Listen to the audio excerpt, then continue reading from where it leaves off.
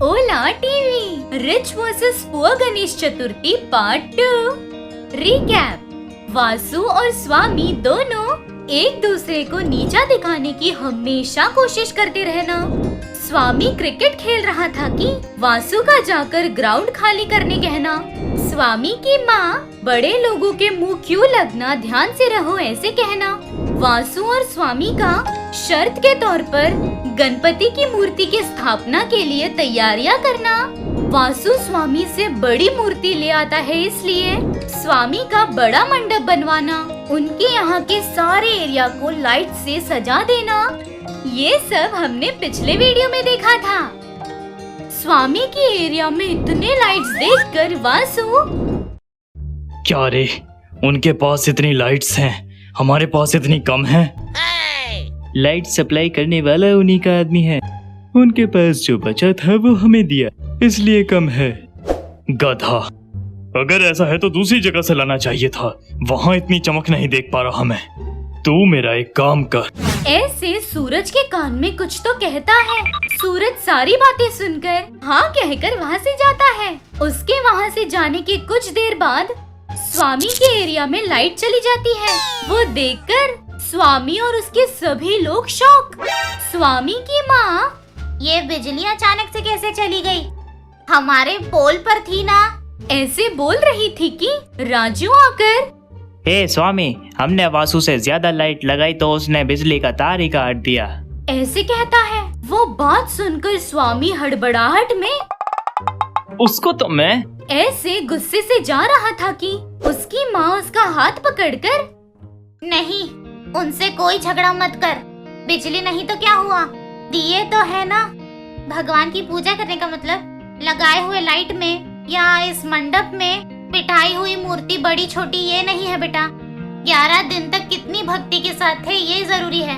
मेरी बात मानो, उनसे झगड़ा छोड़ो, भगवान के सामने बैठकर भजन करो, तब शायद वो भगवान दया करके हमारी जिंदगी बदल दे। क्या माँ, तुम जब देखो उनसे झगड़ा करते हो ऐसा कहती रहती हो। अब मैंने उनसे कुछ कहा क्या? उन्होंने ही हमारी एरिया की लाइट्स निकाल दी। अगर नहीं पूछा तो हमसे कुछ नहीं होगा ऐसे सोचेंगे। सहने का मतलब ये नहीं कि हम कुछ नहीं कर सकते।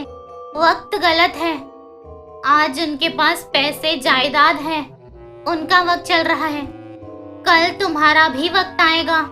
जब आएगा ऐसे बिजली काटकर ग्राउंड खींचकर सबक सिखाना नहीं, वो सब उन्हें देकर हम उनसे ज्यादा ऊंचे हैं ये उन्हें दिखाना है। क्या माँ, तुम्हारी बात में बहुत दर्द होता है लेकिन कुछ समझ नहीं आता, बहुत उलझा हुआ रहता है।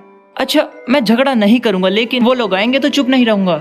हाँ, घर चलो, खाकर आना। नहीं चाहिए, तुम खाकर सो जाओ, जाओ। ऐसे बोलकर अपनी माँ को वहाँ से भेज देता है। ऐसे वो दिन गुजरता है। सुबह होते ही वासु अपने सभी दोस्तों के साथ अपनी मूर्ति के पास रहकर, क्या रे, बिजली काटने पर क्या रिएक्शन था? रिएक्शन, रात भर दिया जलाकर भजन कर रहे थे। इससे ज्यादा ये लोग कर भी क्या सकते हैं, गधे के बच्चे। ओह चलो। ऐसे बोलकर वहाँ से जाते हैं। ऐसे दिन गुजर रहे थे। स्वामी के मंडप के पास हर दिन सेलिब्रेट कर रहे थे। वासु और उसके सभी दोस्त मंडप के पास कैरम, चेस खेलते हुए ऐसे 10 दिन गुजर जाते हैं। कल विसर्जन करना है, इस बात पर राजू स्वामी के पास आकर, हे, कल विसर्जन है ना, क्या क्या प्रोग्राम रखे? क्या क्या? हे, बहुत कुछ करेंगे। देख, कल यहाँ एक कपड़ा बांधना, ऐसे ही मंडप के आगे यहाँ एक पोल कर दो, जमीन पर गाड़ने से पहले उस पर ऑयल लगा देना। पोल के ऊपर 100 का नोट लगा दो, जो भी पोल पे चढ़ेगा उसे 100 रुपए मिलेंगे। और कुंडी में चिल्लर भी डाल दो, रास्ते में जाते बच्चों से खेल खिलवाएंगे। ये डीजे सोचा था भाई। ठीक है, पहले खेल खिलवा कर बाद में डीजे लगवा कर डांस करवाएंगे। अरे भाई, क्या प्लान किया है, और कुछ है क्या?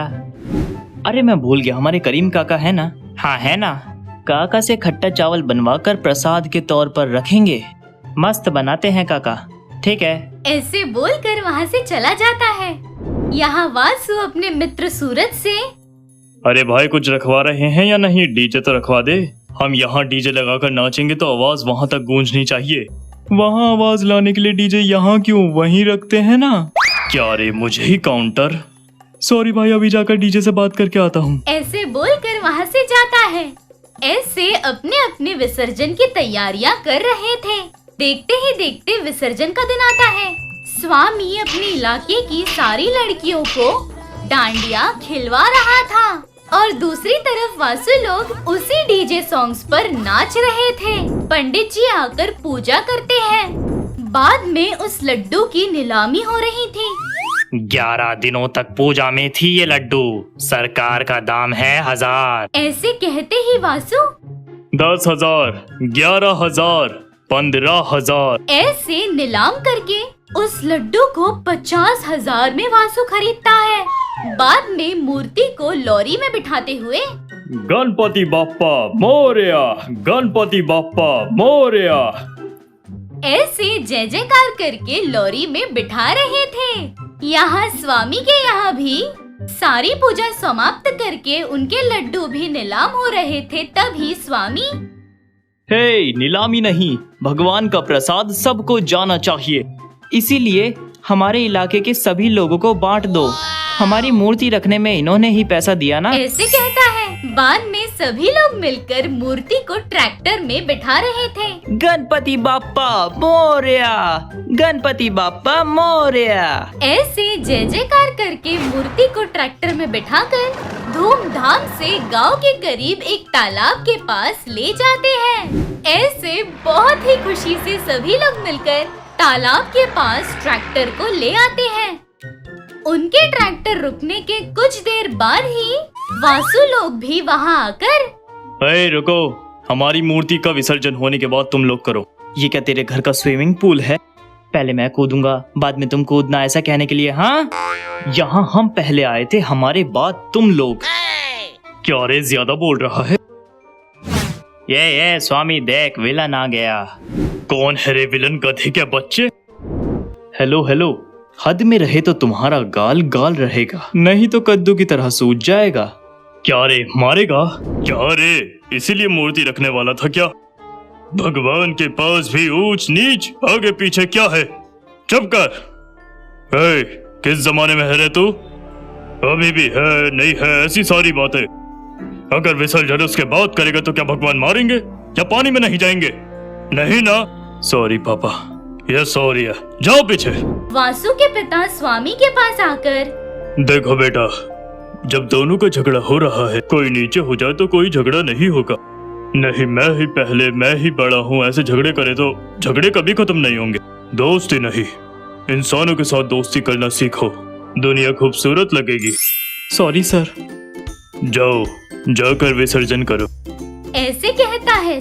ऐसे दोनों उनकी बातों पर बिना कोई झगड़े के विसर्जन करके उस दिन से एक दूसरे से दोस्ती करने की कोशिश कर रहे थे।